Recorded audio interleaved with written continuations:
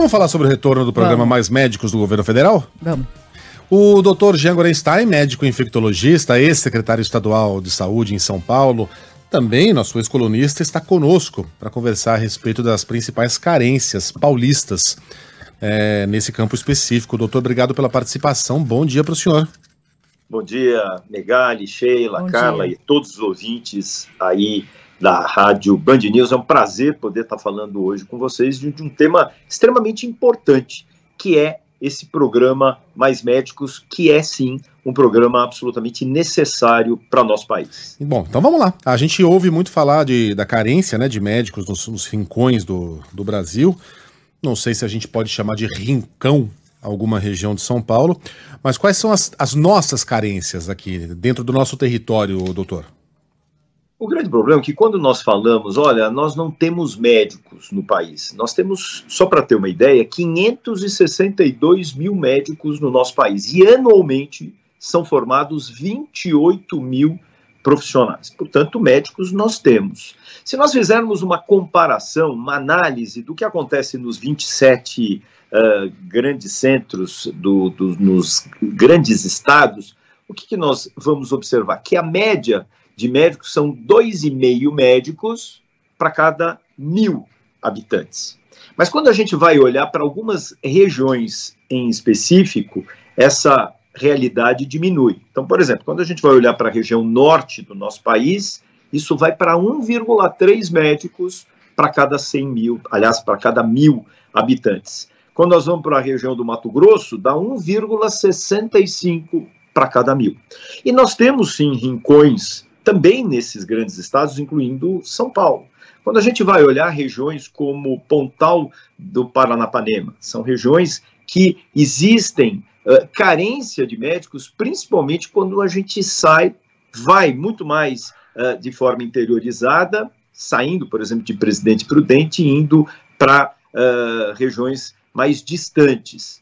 E aí, você conseguir que o médico esteja indo até lá, ou que ele obrigatoriamente more pela grande distância desses centros, que ele more naquela região e se fixe, é algo muito difícil. E por isso que hoje, em todo o país, nós temos 96 milhões de pessoas que têm dificuldade de acesso a esses médicos por dificuldade que essas equipes estejam se mantendo nessas regiões e, dessa forma, esses grupos sejam atendidos. Agora, doutor Jean, ou seja, descentralização é um dos focos, um dos objetivos e uma das grandes necessidades, ou seja, redistribuir melhor essa quantidade de médicos por municípios mais distantes dos centros urbanos, interior dos estados, fora das capitais e também para além da região sudeste, que concentra o maior número de médicos atualmente aqui no Brasil. Agora, para além da descentralização e para além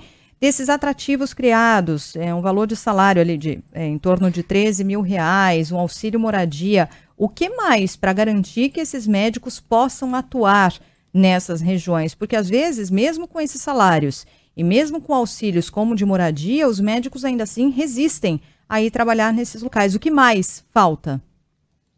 Bom, eu teria um olhar duplo aí. Eu acho que o primeiro é realmente trazer incentivos, esses incentivos econômicos, incentivos inclusive de favorecer que médicos que estejam ainda pagando aqueles financiamentos que é o FIES, tenham redução das suas custas nestes programas, também tem sido algo que o governo federal tem usado, com uma boa possibilidade de recrutar mais gente para este programa. Mas esse é um olhar. Nós temos que olhar para o futuro. Nós todos os anos vamos falar, precisamos de médicos nessas regiões muito mais distantes, regiões, principalmente quando a gente fala nas regiões ribeirinhas da região norte do país.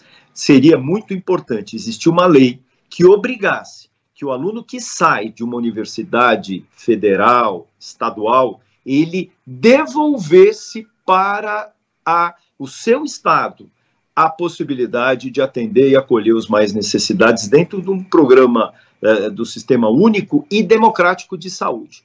Nós temos que formar médicos que conheçam a nossa realidade e não aqueles que simplesmente se formem, saiam e simplesmente vão abrir o seu consultório em alamedas e ruas chiques de São Paulo ou de outras grandes capitais. Nós precisamos fazer com que essas pessoas retribuam tudo aquilo que foi feito para o seu curso, para a sua formação, retribuindo para quem mais precisa. E é dessa forma que nós também vamos trazer para os médicos o conhecimento da realidade do nosso país, que ela é muito desigual. E nós temos como obrigação levar assistência para todos, dentro de um programa de saúde da família que faça a prevenção de doenças. Essas pessoas também precisam ser assistidas, acolhidas, direitos à realização de pré-natal, a exames de rotina, a avaliações, tanto na parte pediátrica, impedindo que crianças tenham baixo peso, diarreia e morram em decorrência disso. Nós precisamos, sim, de médicos, mas também precisamos pensar que nós não podemos reviver programas todo ano rediscutindo mais médicos. Precisamos de lei, como disse, para fazer as pessoas retribuírem os cursos absolutamente gratuitos que foram dados por seus estados. É interessantíssima essa proposta, e não só para os médicos, né? Outras profissões também poderiam retribuir para a sociedade, para a estrutura dos seus estados, o que recebem nessas universidades públicas.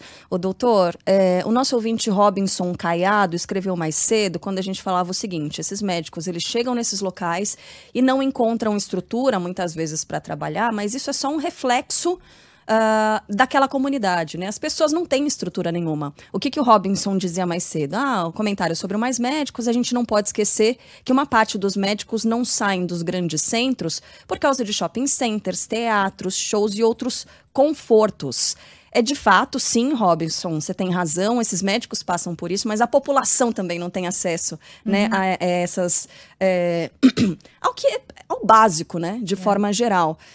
Isso acontece, obviamente, também com esses profissionais. E aí eu pergunto, doutor Jean, porque a gente sabe do norte do país, né, dessas áreas muito carentes. O senhor foi secretário estadual da Saúde em São Paulo, citou agora o Pontal do Paranapanema. Eu queria saber qual é o ponto mais crítico do estado de São Paulo, se há outros, né, além do Pontal do Paranapanema, e quais são as particularidades, porque o senhor viajou todo o estado de São Paulo, né, nessa função de secretário da Saúde. Quais são as particularidades aqui para o nosso estado, quais são as áreas mais carentes? Todas as vezes que a gente olha, e o olhar também foi ter o Vale do Ribeira como um olhar muito importante. O Vale do Ribeira, por muitos anos, ele foi absolutamente esquecido, tanto por estradas, hospitais. Só que nós precisamos que essas pessoas sejam acolhidas e assistidas ali, na sua região, na sua cidade. As pessoas, elas não vivem no estado, elas não vivem no país. As pessoas vivem no seu município. É lá que tem que existir uma unidade básica de saúde em que elas possam ser acolhidas e assistidas. Então, quando a gente fala do Pontal do Paranapanema, quando a gente fala da região do Vale do Ribeira, que inclui aí Ilha Comprida, Registro, Cananéia, são regiões que merecem muito atenção, muito cuidado, foram ampliados os seus serviços de saúde, mas seguramente são necessários que nós ainda façamos muito mais e principalmente as prefeituras locais dando essa assistência. Para se ter uma ideia, quando a gente fala da unidade básica de saúde, ela é do município. E é ela que faz o programa Saúde da Família, em que ela resgata aquelas pessoas que não tomaram vacinas, que ela afere a pressão arterial para saber se esse indivíduo tem pressão alta ou não, faz aquela pontinha de dedo para saber se existe diabetes ou não, ou seja, outros programas que são importantes para evitar que as pessoas fiquem doentes. Porque quando elas ficam doentes, a gente precisa levá-las para o hospital. Portanto, sai muito mais barato fazer a prevenção da saúde. Prevenção, fazendo exames e avaliações médicas de rotina, fazendo as prevenções através das vacinas, e dessa forma nós teremos uma população com saúde, e é isso que nós queremos. Doutor Jean, algumas manifestações dos nossos ouvintes e algumas muito, muito pertinentes aqui, um deles falando de um salário altíssimo de um amigo que foi trabalhar no Mato Grosso, nessas condições, no interior do Mato Grosso, só que ficou 3 meses sem receber salário, né, porque a prefeitura simplesmente não pagava os médicos que lá estavam. E aí um outro ouvinte fala sobre as questões relacionadas à segurança E aí esses dois aspectos são as garantias que as prefeituras, que os municípios precisam dar a esses profissionais. Que tipo de relação precisa ser estabelecida? Porque não adianta nada um programa desse porte, que estimule, que atraia profissionais, se por outro lado, na outra ponta, as prefeituras não fizerem o seu papel fundamental, né? Sem dúvida alguma. Essas pessoas têm que ser muito bem acolhidas. Se você imaginasse, Sheila, como a população cuida desses médicos, e quando cada médico que sai é uma tristeza. Eu sei, nós temos grupo de amigos médicos que atuam no Amigos do Bem, que fazem projetos itinerantes de grupos médicos a cada 15 dias para a região do sertão do Nordeste.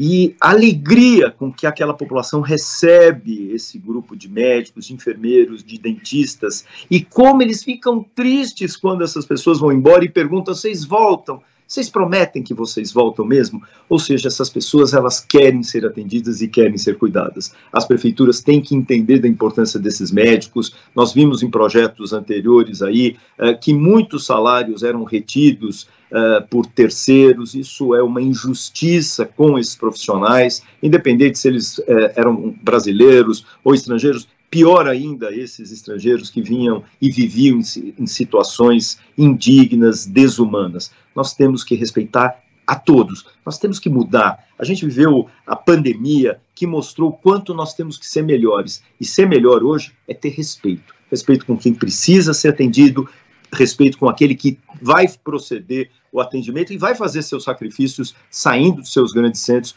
para ir também atender a população. Deixa eu ver o nome dela aqui, eu acho que é Natália, não, é Angélica. A Angélica faz uma ponderação muito válida aqui. A gente precisa do censo do IBGE, para saber direitinho, né, que tipo de política pública a gente precisa e quais são as carências reais, porque a gente está olhando um retrato já amarelado, né, no Brasil de 10 anos atrás, para esse tipo de política pública. Vai fazer toda a diferença a gente conhecer o real Brasil para entender as nossas carências, não, doutor?